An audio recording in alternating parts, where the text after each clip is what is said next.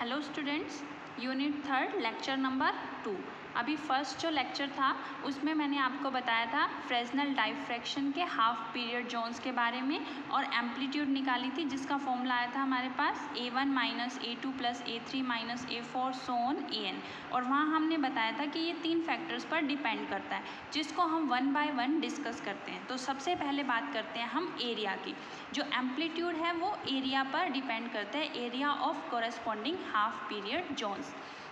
तो एरिया अगर हम निकालना चाहें, द nth जोन जो है हमें पता है वो लाई करेगी between radii circles of radii Rn and Rn minus 1। तो एरिया ऑफ nth जोन जो है वो हो जाएगा पाई Rn square minus pi Rn minus 1 square. तो यहाँ से हम Rn एंड Rn माइनस 1 को फाइंड आउट करेंगे।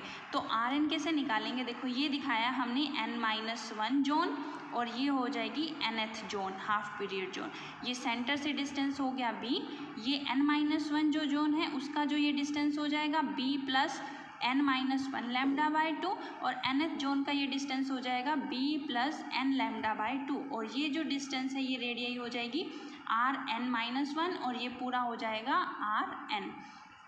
तो Rn स्क्वायर अगर हम निकालेंगे तो Rn स्क्वायर जो है वो किसके इक्वल होगा, ये पूरा यहाँ से इस मतलब जो हाइपोटेन्यूज है इसका स्क्वायर माइनस में बेस का स्क्वायर। तो हाइपोटेन्यूज है b plus n lambda by 2 का होल स्क्वायर माइनस में b स्क्वायर। तो इसको सॉल्व करेंगे तो ये हो जाएगा b square plus n square lambda square by 4 plus में एन बी लैम्डा माइनस में बी स्क्वायर। तो ये कैंसिल हो जाएगा। अगर हम लैम्डा जो है वो स्मॉल लें तो लैम्डा स्क्वायर बहुत स्मॉल हो जाएगा और इस टर्म को हम नेग्लेक्ट कर सकते हैं। तो Rn स्क्वायर जो है वो इक्वल हो जाएगा एन बी लैम्डा के।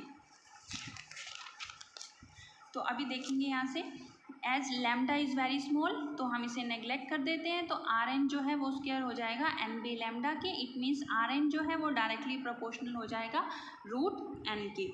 Rn माइनस 1 स्क्वायर की बात करेंगे तो ये हो जाएगा n माइनस 1 इंटू में b lambda. Area of nth zone, nth zone का जब एरिया निकालेंगे तो ये हो जाएगा इस तरह से, इनको माइनस कर देंगे और ये हो जाएगा पाई बी लैम्डा। यहाँ पे पाई कांस्टेंट है, बी कांस्टेंट है, लैम्डा जो है वो कोई भी पर्टिकुलर सोर्स के लिए कांस्टेंट हो जाएगी। तो इट मीन्स जो एरिया है हमारा कांस्टेंट आएगा और एम्पलीट्यूड जो है वो एरिया के इंडिपेंडेंट हो जाएगी क्योंकि ये n पर डिपेंड नहीं करता। Second is distance.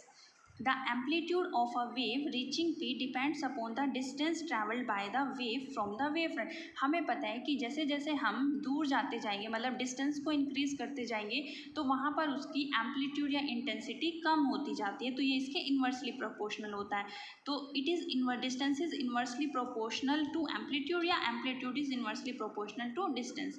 As the mean distance of half period element from P increases at the rate of lambda by 2। जो ये मीन डिस्टेंस है हाफ पीरियड एलिमेंट का वो लैम्डा बाय 2 से इंक्रीज हो रहा है। क्योंकि फर्स्ट जो है मान लो ये बात करेंगे तो ये कितना था सेंटर वाला b, फिर b प्लस लैम्डा बाय 2, फिर b प्लस 2 लैम्डा बाय 2, मतलब लैम्डा बाय 2 से इंक्रीज होता जा रहा था। तो डिस्टेंस हमारा इंक्रीज हो रहा है तो एम्पलीट्यूड डिक्रीज होगी। तो resultant amplitude decreases continuously as we go from one half period element to the next higher half period element।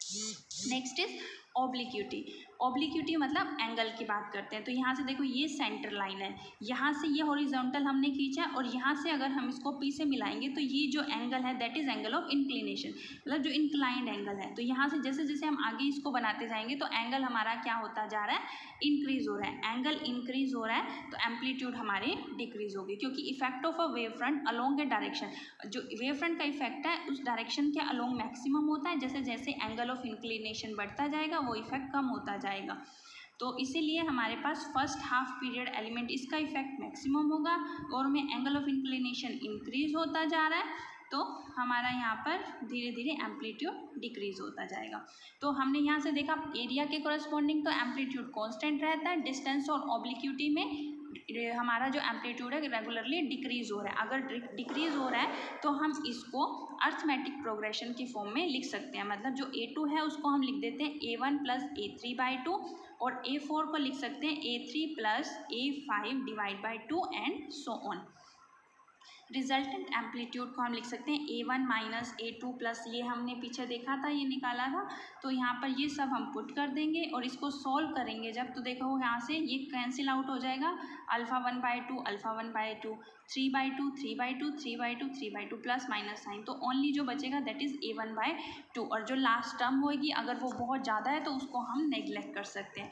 तो it means for an infinite number of wave front n is very large and therefore the value of amplitude is negligible, तो amplitude जो है वो किसके equal आ जाएगा, A1/2।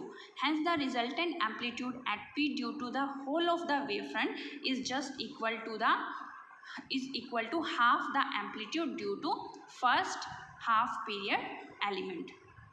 अब आगे इसने कुछ पर्टिकुलर केसेस लिए हुए हैं, तो अगर हम यहाँ पर जो सेंटर पॉइंट है यहाँ, अगर मैं यहाँ पे कोई ऑब्स्टेकल रख दूँ तब हम देखते हैं यहाँ पर इसकी एम्पलीट्यूड कितनी होगी। तो अगर मैं यहाँ पर कोई ऑब्स्टेकल रख देती हूँ, now suppose if we place a circular obstacle at O such that the amplitude at P due to the exposed portion of first half period element is only A1/2, मतलब कि इस तरह से हमने वहाँ पर ऑब्स्टेकल रखा है कि फर्स्ट हाफ पीरियड एलिमेंट की वजह से जो इंटेंसिटी एम्पलीट्यूड होगी वो ओनली A1/2 होगी, पहले A1 थी अब हमें हाफ मिल रही है एम्पलीट्यूड, तो रिजल्टेंट एम्पलीट्यूड जो होगी वो हो जाएगी A1/2 minus A2 plus A3 minus A4 up to so on, तो ये हो जाएगा A1/2, इसको हम वैल्यू पुट कर देंगे जो पीछे से हमने निकाला है, मतलब A2 को जो है हम रख देते हैं A1 plus A3/2 up to सोन। जब सॉल्व करेंगे तो हम देखते हैं ये सब कैंसिल आउट हो जाता है, हमें 0 मिलता है,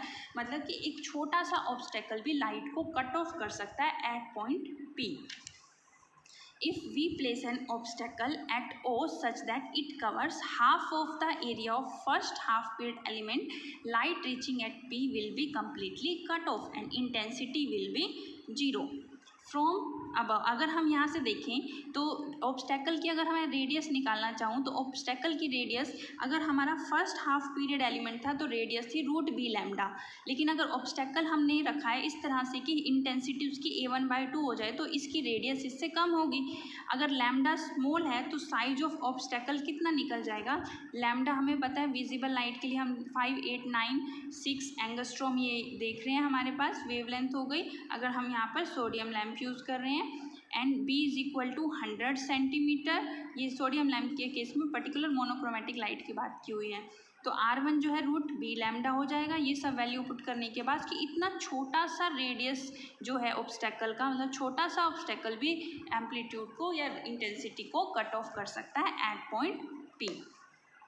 लेकिन जब हम साउंड की बात करते हैं तो साउंड में लैम्डा ज़्यादा होता है। सपोज अगर वेवलेंथ साउंड की 100 सेंटीमीटर है और B हमने अपर केस में भी 100 सेंटीमीटर लिया था, यहाँ भी 100 सेंटीमीटर लेते हैं, तो radius of first half period element जो निकालेंगे वो 100 सेंटीमीटर आएगा एज़ कम्पेयर टू 0.08 सेंटीमीटर जो हमने लाइट के केस में बात की।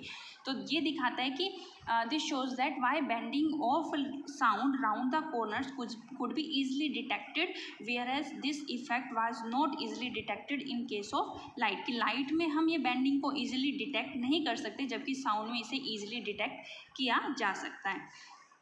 तो आगे जैसे पर्टिकुलर केसेस हम चेंज करते जा रहे हैं, तो आगे इन्होंने बोला है अगर हम साइज ऑफ ऑब्स्टेकल को इस तरह से इंक्रीज कर दें कि जो फर्स्ट हाफ पीरियड एलिमेंट है वहाँ से हमें first half period the intensity at P will almost, मतलब size of obstacle is increase so as to cover the whole of the first half period element, मतलब जो ऑब्स्टेकल है वो पूरा का पूरा हाफ पीरियड एलिमेंट को कवर कर ले, तो फर्स्ट की वजह से हाफ पीरियड एलिमेंट की वजह से एम्पलीट्यूड होगी नहीं, तो सेकंड से स्टार्ट करेंगे -A2 plus A3 minus A4, तो जो रिजल्टेंट एम्पलीट्यूड मिलेगी हमें वो मिलेगी -A2/2, इंटेंसिटी इसका स्क्वायर हो जाएगा।